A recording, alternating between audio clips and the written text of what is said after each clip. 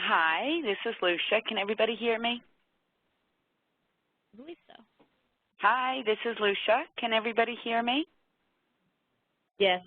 Yeah. Okay, great. All right. Welcome. Thank you very, very much, CHAMPS, and everybody else who's involved for allowing this to happen, supporting it to happen, and facilitating this whole thing. It's very exciting. I'm going to tell you a little bit about baby cafes, a little bit of background, and then a little bit about our standard of care and about our new curriculum. I think Danielle's going to be following me, and then Kimmery, or vice versa. So I will go through this. Baby cafes are basically a standardized community-based breastfeeding support program. It's a model of care that was started in the UK and has been picked up in the US by yours truly. This is our mission statement, just to promote and support the development of breastfeeding support sites. They are always free to anybody who arrives for any kind of care. We do not fund them directly. The funding is the responsibility of the group of community organizations that we hope come to the table to help facilitate this. We do believe that everybody in the community is responsible for helping mothers and babies get breastfeeding care and breastfeed well. We are a volunteer board of 5 people made up of community advisors, health professionals. We do have a legal consult, and we have a newly formed advisory group. If anybody's ever interested in participating more actively in Baby Cafe USA, please feel free to contact us. All of our funding currently comes directly from the licensing fees. As executive director, I am not paid. There's really nobody paid except for doing some just trainings, individual trainings to cafes. It's a little bit about us. Okay, so who we are. We, up in the upper right-hand corner, I think I have a little marker I can do here. Nope, I guess not. Anybody know how I can use, here we go. Up here, up in the upper right-hand corner, are the 2 women that started this model in the UK. I know them both. They've come and visited me. I've visited them. They are currently not involved with Baby Cafe UK anymore, and we are only very, very loosely associated with them since we started our own nonprofit. We have done our own thing specific to the United States. This is our board here, a group of members here that we have, our advisory group, curriculum and web. This is Danielle LeGrand, who will be speaking a little bit later. She is our Oklahoma State coordinator. And this is myself with one of my grandchildren, yes, Savannah. A little bit about me quickly. I am an pediatric nurse trained IBCLC for almost 30 years. I was a home birth midwife for 5 years. I have 5 fully grown children and 7 grandchildren who are all breastfed. Okay, about our organization. Here in 2000 is when Julie and Catherine started the first pilot Baby Cafe in the UK. We opened our first Baby Cafe in Melrose. That means that was really opened by myself and my hospital. We were not Baby Cafe USA at that time. We used the UK as our licensing body. It was a very successful opening of our cafe, immediately took right off, and I started lecturing about it at lactation conferences, trying to spread the word about what a great model it was.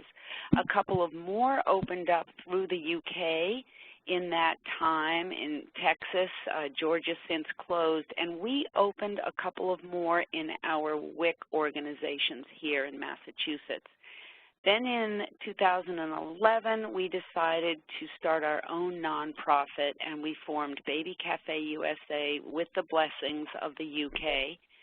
In 2011, we had 11 baby cafes in the United States, and since we have become Baby Cafe USA, we now have actually 66 It just keeps growing and growing. It's a very exciting endeavor. This is just a little map of our baby cafes now where we have them. The total attendance in 2014 was 12,000. These are face-to-face contacts. We do not have our 2015 numbers in, but they are just going to be compiled at the end of April, and it will be up on our website in our annual report for anybody who wants to see them. The average number of moms that attend a baby cafe was 7.6 in 2014. This doesn't seem like a large number, but I want to draw attention to the fact that mothers gather together in a basically 2-hour period, and they need to talk. They need to tell their stories. They need to ask their questions. They need to be listened to. And that's why actually this is about my favorite number of women to attend a baby cafe. Our local baby cafe in Melrose most often has 20 mothers on a Friday morning, and it is really a little bit busy. But we love it. It's a little quieter Wednesday night as well. We do run twice a week.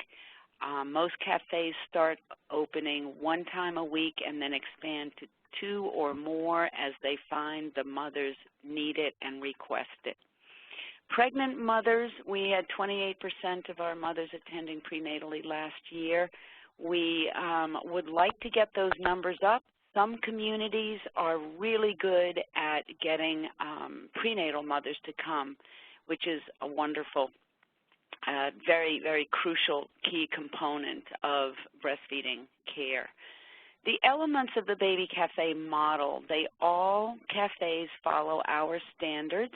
They are usually supported by a known establishment. This helps guarantee funding and staff that is available and a lot of backup support. We do always require that somewhere in the baby cafe model there is IBCLC care available free of charge to women, hopefully within 24 hours if they come to a cafe where there is no IBCLC. All cafes are WHO code compliant. We do satisfy step 10 of the Baby Friendly Initiative, and we do require a grand opening so that your cafe and your community get good national and local recognition.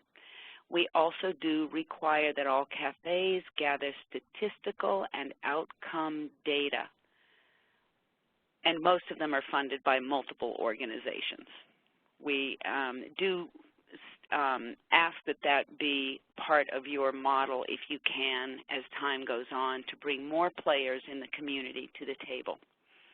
The elements of our model in basics is that we have knowledgeable solutions because we have our high-quality staff with IBCLC availability. Each baby cafe has their own page on our website with a map. We do ask that all baby cafes consistently be open as they're listed. We encourage peer modeling, so we encourage mothers to mix outside of baby cafe. We encourage mothers to come and share, not just come with problems, but come and share their experiences, which helps new mothers prepare for their baby's next stage. We do feel that these group gatherings do prevent the isolation and postpartum depression that so many mothers experience in our communities currently. It does increase socialization of women in a community. We also require that when education is presented, that the staff is fully knowledgeable of evidence-based research and increasing the education constantly, letting women know why it's so important to breastfeed for a year, why it's important to maintain your milk supply when you go back to work for your baby if you can, and we offer support for mothers wherever they are at in their breastfeeding experience.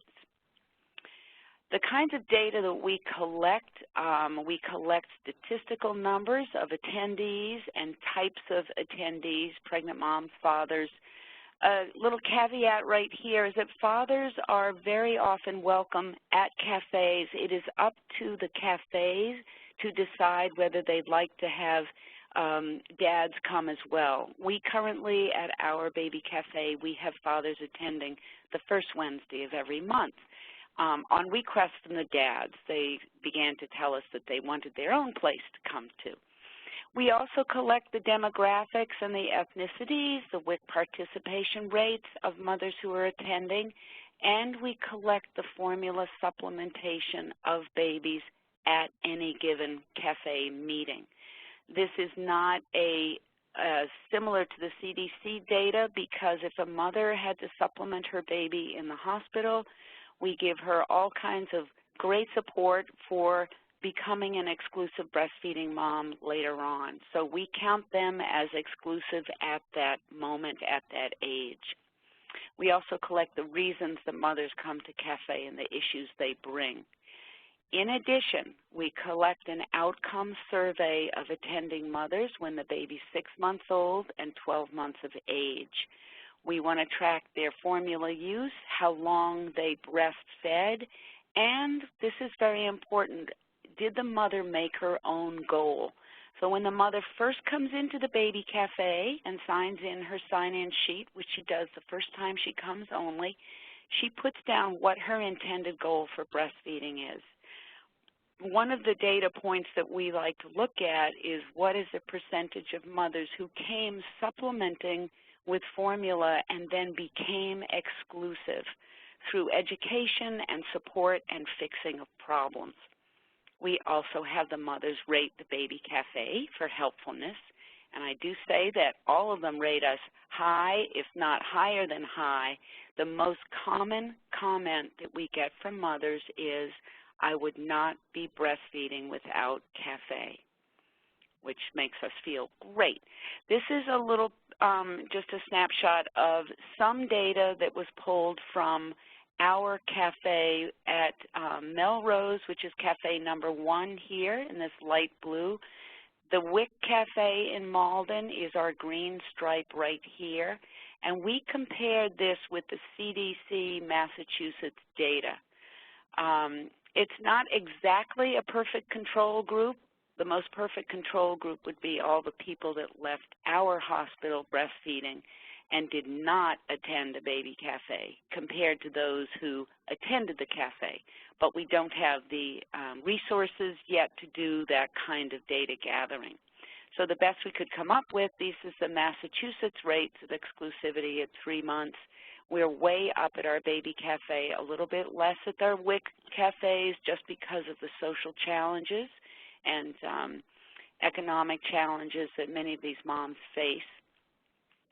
But we're very pleased with this rate right here. At our WIC cafes, our breastfeeding mothers are exclusively breastfeeding at 6 months, much longer than compared to the Massachusetts rate. And let's see, advance this slide. This is some of our outcome data from our survey, also from our WIC cafe and our Melrose cafe combined. This is the CDC reported number from 2008 on their website that only 32% of all moms in the U.S. were making their goal at that point. I don't believe I've seen it reported out since then anywhere. But at our baby cafes, we have 78% of mothers making their own goal, even if their goal is 3 months, 6 months, or a year. This is the percentage of mothers who were breastfeeding at 1 year. This is from the 2014 report card. So any breastfeeding at 1 year would be 25% in Massachusetts, and our baby cafes are coming out at 67% of mothers still breastfeeding at 1 year. This is a number I'm very happy about. This is the percentage of mothers who came with one goal and ended up extending their goal of breastfeeding through education and a desire, and we believe modeling from other mothers.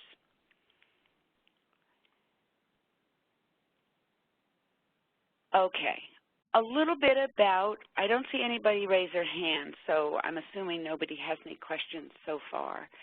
A little bit about our new training program. We are very excited about this. One of the issues that has been facing our nation, as many of you are very familiar with, is that there's a scarcity of skilled breastfeeding counselors available from mothers. And one of the difficulties to become an IBCLC as a woman needs to acquire a large number of hours to be able, of counseling hours to actually sit for the exam. It's 1,000 hours. So we found that we felt that the Baby Cafe model would be an ideal place to encourage mothers to come and work with the facilitator and gain skills to eventually become qualified. Our term for it is a BCBC, Baby Cafe Breastfeeding Counselor, and a mother who comes to a Baby Cafe and enters into this program would be mentored by the lead facilitator. There's a lot of comprehensive curriculum documents that we have, including a very comprehensive and detailed checklist that the facilitator works with the student on as she goes through learning various skills. We also teach the student to take SOAP notes, which is a nursing term for subjective, objective action and assessment and plan, and that's a way of assessing a mother's needs and actually comprehensively figuring out what's wrong and making a plan for her.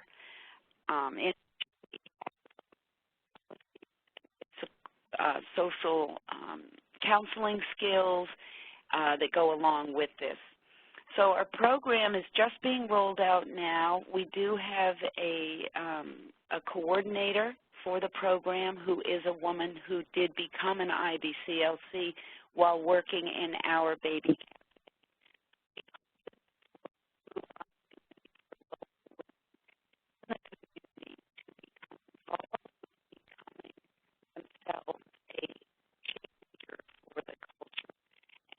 Lucia, I think you're breaking up. Oh, I'm sorry. Oh, there we go. We've got you. Is that better? Okay. Yeah. Sorry about that. So we hope that this enables cultural change for our communities and enables more women. Sorry, Lucia, it's still kind of breaking up. Okay. Is that any better right now? You can hang up and try calling back in, maybe? You know what? I'm going to call in on my cell phone. I'm going to ditch this phone. Okay. All right. Okay.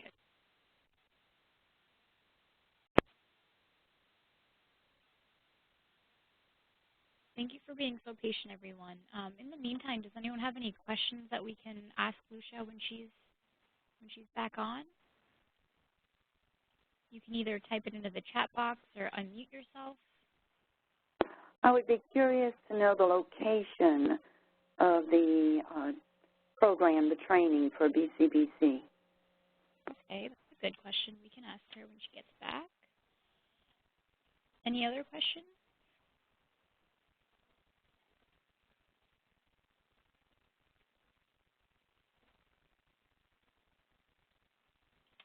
Angie, I see you have your hand raised.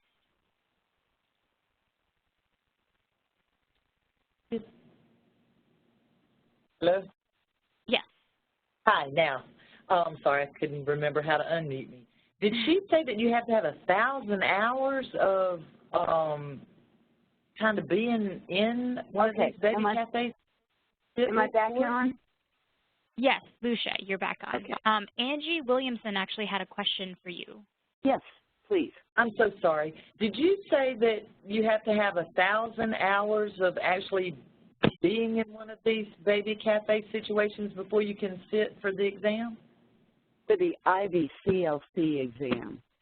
Not hours. All you have to do is attend the Baby Cafe and work with the mentor.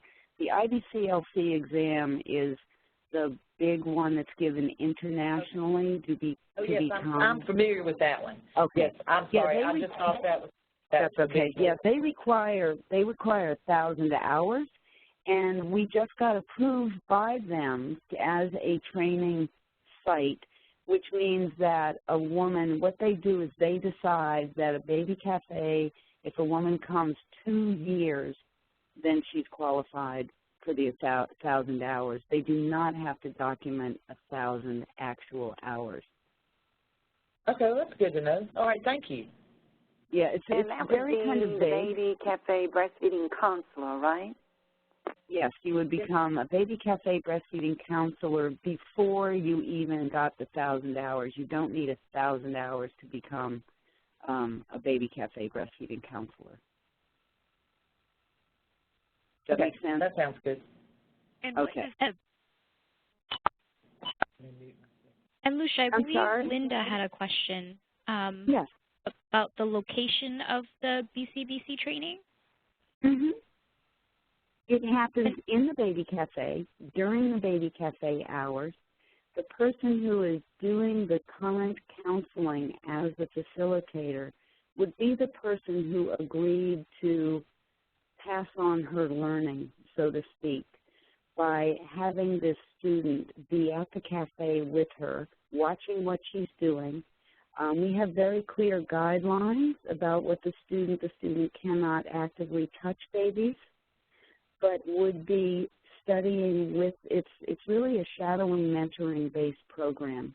There is backup reading that the applicant also has to read, just good breastfeeding books that we have. There's a choice of 3 out of 5 resources.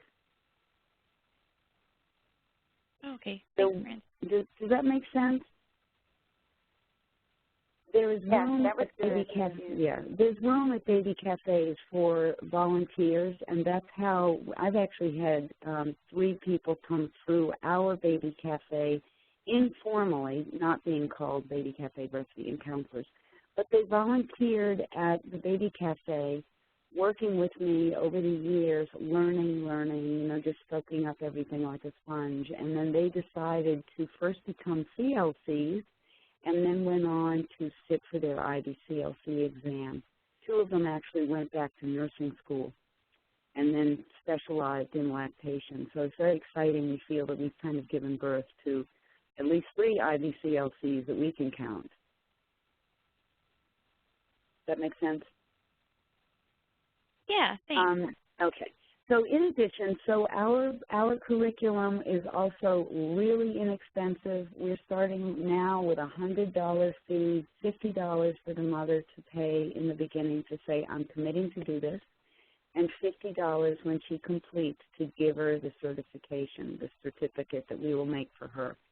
In addition, our coordinator, her name is Patricia Lowy, will be working with the student, emailing back and forth to find out how their progress is going and be a resource person for the facilitator and the student if they need to ask for questions. And we'll have more information. If anybody wants more information about anything I'm talking about, I'm very accessible. You just need to send me an email. Basically, to start the training program, we have an application form that will be filled out by the facilitator of the cafe and the new applicant. The applicant is required to be a familiar attendee at a baby cafe. So, therefore, the facilitator knows her well, might even encourage her and say, have you thought about becoming a counselor yourself, because you're experienced, you're knowledgeable, and you are really good at helping other mothers. We do have a downloadable curriculum. As I said, there's a reading list. We have documentation skills that we teach them, including how to get a history of the mom. I went over some of this stuff already in your questions, I believe. Just some pictures about the baby cafe scene. These are just some random pictures of mothers in the cafes. We had a couple of others that Danielle had sent me, and I don't think they came out, but okay. how to start a baby cafe. For all of you who are not involved with this exact baby cafe here in Mississippi, we make it as easy as possible. The first #1 thing you do is go onto our website. Hey, Lucia? There's a link. Yes. I'm sorry to interrupt, but just if you could wrap up a little because we're hitting that time. Sorry. Okay, going really fast.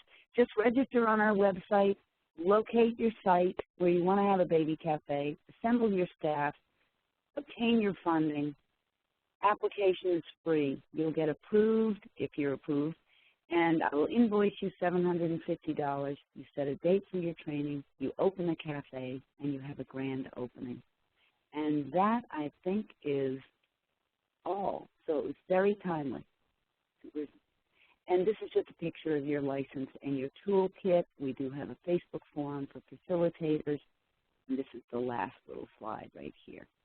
This is one of our facilitators that just, I love the way she said this, excellent resource management. Okay. Anybody have any questions? Yes, can you hear me? Yes. Okay. I was wondering, the title of the counselor, that only applies to them volunteering or working in the baby cafe, correct? Actually, it doesn't. BCBC is a title that she takes with her for the rest of whatever she wants to do. Obviously, she could work in a baby cafe because most baby cafes would hire somebody who was trained through the baby cafe. But in addition, you might find that a BCBC might work alternatively in a WIC program, get her CLC. The CLC curriculum is the baby cafe curriculum is actually a little more skills-oriented than the CLC program. The CLC program is a 5-day PowerPoint workshop curriculum. Ours is a hands-on skills acquiring clinical skills curriculum. So they're very different in their model, but anybody who's run a baby cafe and is skilled at running one could pass the CLC exam with ease if that were required by the WIC office. So is the facilitator... Hello, can you hear me? Yes. So we take questions at the end because we need to get the information in for CHAMPS. So we got Danielle and I have to both present the information on how this ties to CHAMPS. So we can take questions at the end. Good idea, Kim.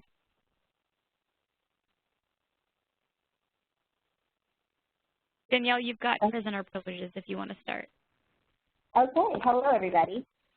We'll go quick so we can make sure Kim has an opportunity to talk also. So we're talking about setting up a baby cafe cluster program. Lucia was basically telling you about, oh my goodness, how am I advancing my slides? There's if you look on top, there's a bar with the number 22. If you click on the caret, Danielle, do you see it? I see. I'm clicking. It's not responding. Let me see if I can just change the page real quick. I'll do it this way. That works. Okay. There we go. The cluster model. The cluster model is a way in which everybody can take advantage of a limited amount of funds. Basically, the system comes together to have more cafes under one license. As Lucia was getting into, basically you're going to pay $400 for your cafe license, and that would be, quote, your lead cafe. Here are fictitious, a hospital system that is here in Oklahoma, and I use this as an example. So if Integris Baptist was going to be the lead cafe, they're the first cafe, they pay the $400. Then they're going to pull everybody from all of the additional 4 cafes together to do a training. You can see that cost for the training to do the pool, or it could just be a few people who then go and host the cafes at all of these different locations. That is a one-time fee of $350. So for each cafe that you add under this license fee, let's look at Integris Southwest, in order for them to go ahead and become an official baby cafe, cluster, they're going to pay $150. That pays for their site. That's their first year when they open. They still have to go through all of the different baby cafe requirements, charting, making sure they're keeping the data. They will report all of their attendees to the lead cafe. In this example is Integra Staff Day. And then their yearly renewal would be $100. As you keep adding each additional cafe, that would be their fee. The $400 is something that never has to go ahead and be paid again because they're just utilizing that. You can have a total of 5 sites under one cluster license.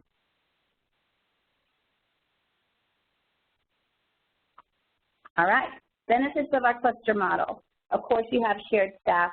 We're looking, we've been able to utilize it in Oklahoma to where we are adding to the number of minority providers. That has been wonderful. It's a great need that we have in Oklahoma, but you have the shared staff.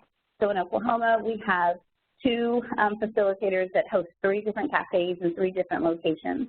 The location of your cafe should always be within the communities that you're serving. It needs to be very easy for them to get to. Building trust is the same person that we see each time, so that does build trust. It's not like, oh, who's going to be there today? Well, I'm not sure. Do you even remember me from last time? So we're building community for families that don't have it. When you have the first person who's ever breastfed in their family in a long time, or the teen mom or the young parent who they don't have any support, this becomes their support. Different locations help you go toward different people. We have different areas of town sometimes that you have a cluster of different ethnic groups so that you can go into that. Totally less expensive. We've talked about the money. Joint marketing, this means that whenever you go to one cafe, you're getting information about all. We have people in our cafes that will come to a cafe at every location because they have that need. I put up here, this is one of our families, this young lady, and our cafes, we center around family. We truly believe that the only way that we're going to be able to change our breastfeeding rates is that we educate the whole family. They bring in their aunties and their grandmas and their husbands and support persons. But this is little London. London was a preemie baby, and his mom came and joined us when he was 4 months old. We're so excited. Her goal was a year, and she has made a year. Went through all the different trials that came in, and if you're going to be here, I'm here, I need support.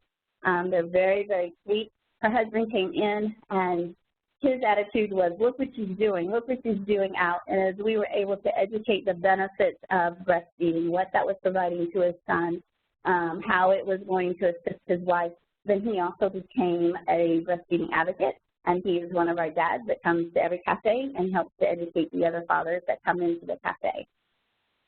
Our staffing guidelines, as Lucia was saying, we have 3 different tiers. Tier 1 is IBCLC-led. I came in a little late. Can somebody tag me in the chat to make sure that Lucia's covered this just so I can move on so we can get to Kim? Tier 2, you have an IBCLC at every other cafe, and a Tier 3 or CLC. The CLC program, thank you, Kim. All right, we're going to keep moving. Kim said you all have this part. All righty. Our Baby Cafe Breastfeeding Counselor Program, which you just talked about. Again, this is huge. This creates an opportunity for, especially again in Oklahoma, minority women to move forward within becoming a breastfeeding professional. This is something that we're very, very excited about. So carry that title throughout. We're really, really happy to do all of these things. Under this model, we have to remember that besides the pooled staff that you're utilizing, we have a few other benefits over here. Everybody, whoever the lead is, again, will be responsible for all the cafes. All the additional cafes are independently listed on the Baby Cafe USA website. However, the person who will update that is the lead cafe. The same way the lead cafe will be responsible for collecting all the data that Lucia mentioned. Within going through the process of hosting your cafes, we send it all in as a one cluster model. Your lead cafe has then more responsibility, but again, you get to stretch out your money. Lead cafe person will receive a color spiral bound toolkit And the other clusters do get that information, just not spiral-bound, it's black and white, but you do have the do's and don'ts and everything that you would need. So we're really excited about having this cluster model. We've been able to utilize it in Oklahoma. It has been fantastic. We have 5 different cafes, and so we've been really able, with our grant money, to extend our reach, and we're really excited about that. I believe, let me see. All righty. So I'm trying to move through really quickly so that we can leave enough time for Kim, because Kim is going to be talking about how this is moving and helping our reach. But I will wait for questions. Basically, again, that cluster model, you're saving money, you have a full staff, and the community looks at you as a place of trust because it is consistent. Thank you, Danielle. Kim, I believe you have the speaker privileges now.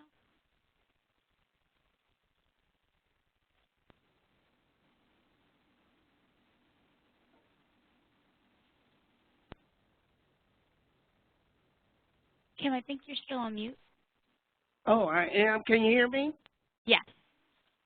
Okay. So I have the ball, so I'm going to find out where also to advance the slide. So if you look up at the top bar, there's going to be a number 28, and then there's a caret to the right, pointing to the right. Do you see it? Number 28. I don't see any numbers. You see the tab? Okay. Yes, okay. So if you click on the next page, there it is. Okay. All right, thank you. Okay, hello everyone. My task is to explain to you how the baby cafes are going to benefit the our hospitals and our communities in Mississippi and in New Orleans. So, again, just to reiterate our major concern about equity and cultural competency, and by that, we know that place matters. And we have to adapt and be sensitive and make sure that we are working what needs to be done for the communities in the places where we are. And so as you all know, we started at the same time we started working with the hospitals, started working with the communities doing the community transformer programs. And the community transformer trainings have been phenomenal, and we have put lots of evidence-based information in the communities with community transformers, but we realized after a year and a half that it was time to sort of move up to a next level. The community transformers, again, are in the communities doing what they do in their churches, at their jobs, in places where they frequent, and that's been all well. But we also needed some type of structured program so that we can make sure that when those moms do get out of these hospitals successfully breastfeeding, that the crisis days as we know them, days 3 and 4, where again they are out of the hospitals, that they have some resources, they have some information. The community transformers are able to do that, but we want to make sure that we broaden our reach. And so looking at the steps 3 and steps 10, which we feel the Baby Cafe can definitely address. Step 3 is to inform all pregnant women about the benefits and management of breastfeeding. Therefore, when pregnant women have a place to come to prenatally besides the WIC program that gives them breastfeeding information, and hopefully their OB physicians, nurse midwives, and other places they go to, they can also have some camaraderie around a breastfeeding support group inside the Baby Cafe, and they know that these are consistent times, and also with step 10, to foster the establishment of breastfeeding support groups. and refer mothers to them upon discharge from the hospitals or birthing centers. So we will have the ability in all of these hospitals that we are working with in Mississippi and in New Orleans to meet with mothers prior to them delivering their babies at the baby-friendly hospitals.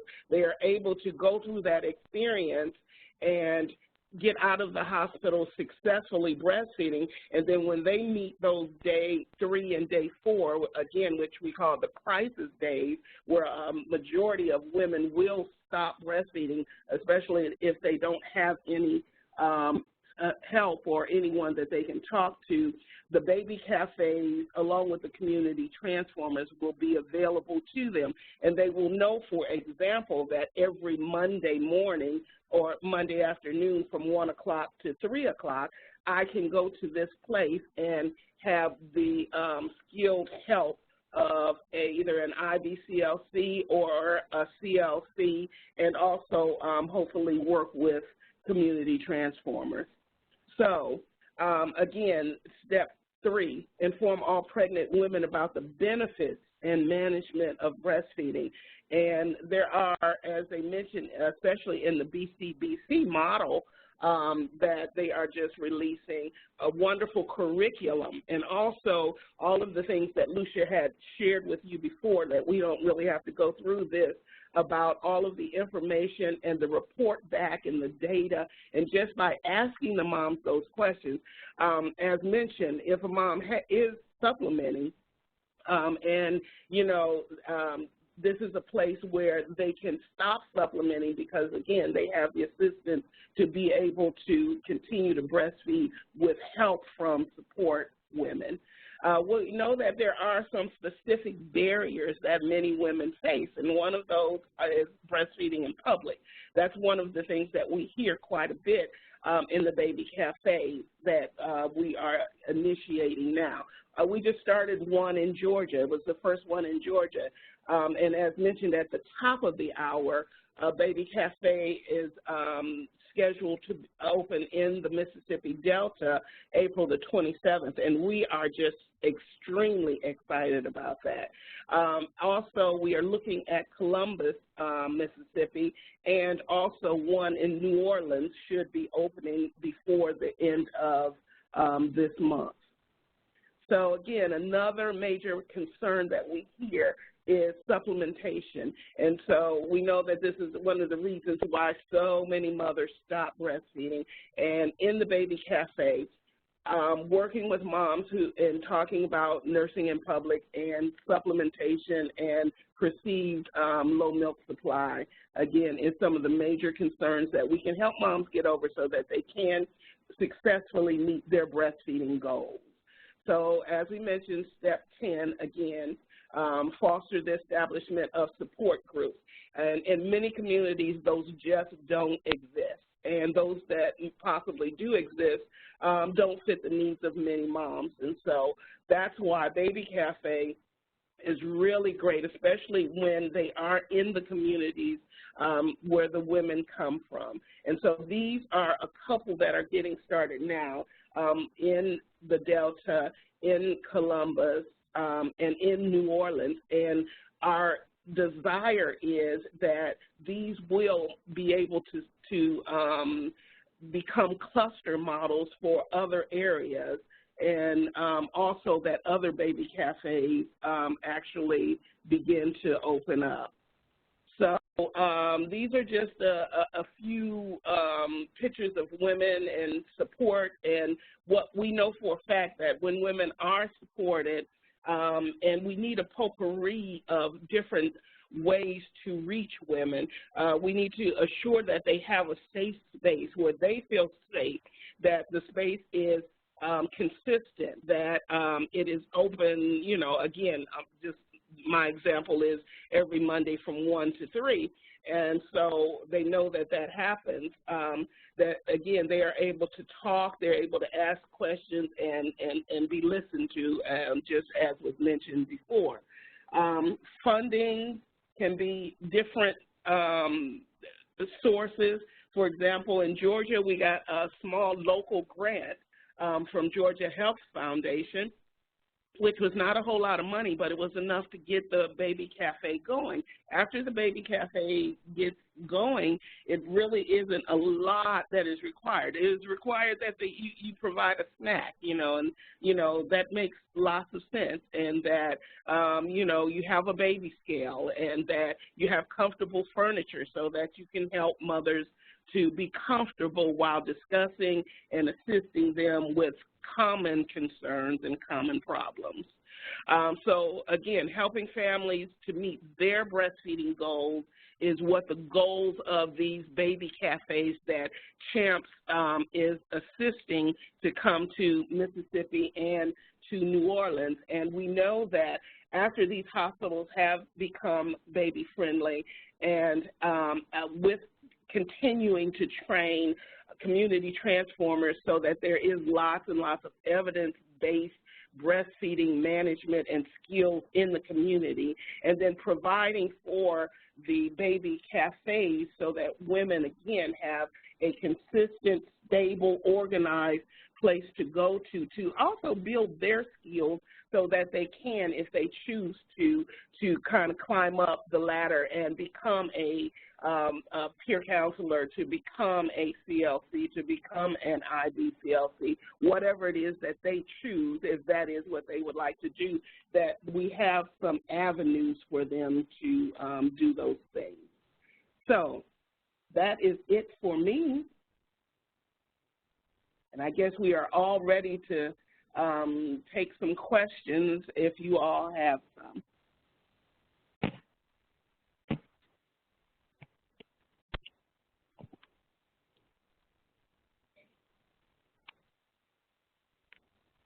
This is Linda from Starkville. When a hospital becomes baby-friendly, do most of these hospitals set up a newborn clinic? Because we have one here in Starkville and also in Columbus that the moms can visit throughout their breastfeeding experiences. That is really pretty phenomenal. And it is, of course, up to the facility. It would be very nice for them to do that, but I cannot say that they all do. And, that's something that we would love to have written up so that we can have that information also, because if those things are already going on in the hospitals, then, that would be a model that we would like to at least discuss as the CHAMPS program continues to work with other hospitals in the state. I can chime in. This is Lucia. Just quickly, their clinics are great. We have that capacity at our hospital as well. A support group format, such as a cafe or a circle of moms meeting every week, affords a lot more peer-to-peer support and extension into the community and socialization, which research has been done, and both those two components are the best match for outcomes for breastfeeding moms. Professional support mixed with peer-to-peer support, and you get that in that group format. I really agree with that because La Leche League leaders conduct monthly meetings here in Starkville also, and we feel like having a hospital newborn clinic, but also La Leche League and peer counselors, the moms are able to get that support if they choose to. Yeah, I was a La Leche League leader for many, many years. I still am a retired one. And the difference, this is one of the reasons why I started the Baby Cafe model, is because it's open once or twice a week.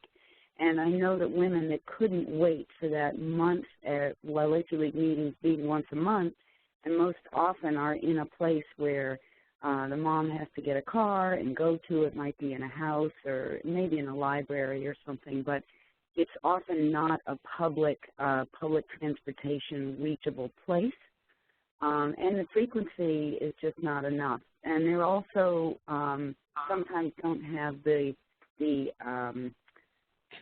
practice model where they can, for instance, refer somebody out for a tongue tie or get them right away to see an IBCLC. So it's a mix of the models. It's like a La Leche League meeting with a professional twist and much more frequency.